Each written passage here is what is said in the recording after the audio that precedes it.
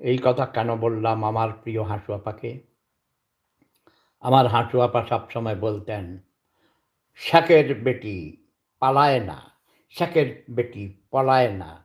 আমি শেখের বেটি, আমি শেখের বেটি। এই দেশ আমার বাপের দেশ, এই দেশ আমার বাপে বানাইছে।"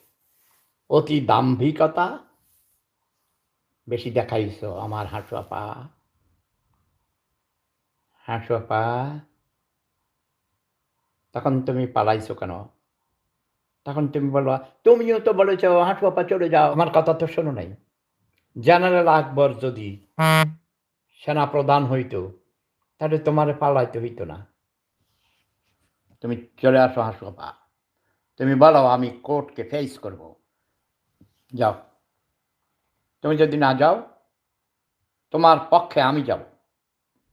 যেমন করে আমার এক ছোট ভাই, বাংলাদেশ ছাত্রলীগের প্রাক্তন প্রেসিডেন্ট হাবিবুর রহমান হাবিব বলেছেন, বেগম জিয়াকে মুক্তি দেওয়ার জন্যে, জামিন দেওয়ার জন্যে।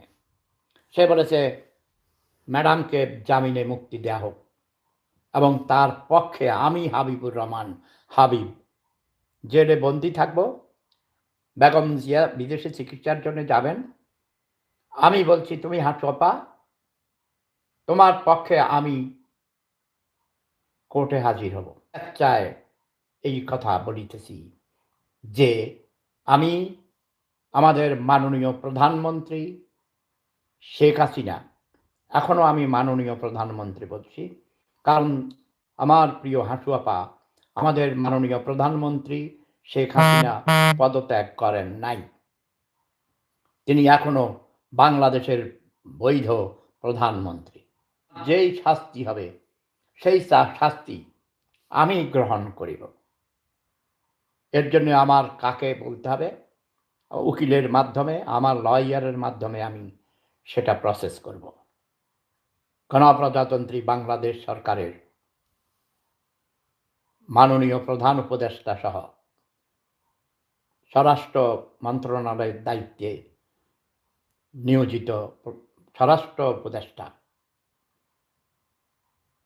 এবং বাংলাদেশের মহামান্য রাষ্ট্রপতির দৃষ্টি আকর্ষণ করছি, সকল আইন প্রয়োগকারী সংস্থার দৃষ্টি আকর্ষণ করছি। আপনারা ইচ্ছা করলে আমাকে আগে বাংলাদেশে নিয়ে যেতে পারেন।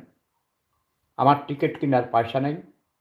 আপনারা যদি টিকিট কিনে সব ব্যবস্থা করেন, আমার জীবনের নিরাপত্তা বিধান করেন, আমি তাইলে বাংলাদেশে যাইতে রাজি আছি।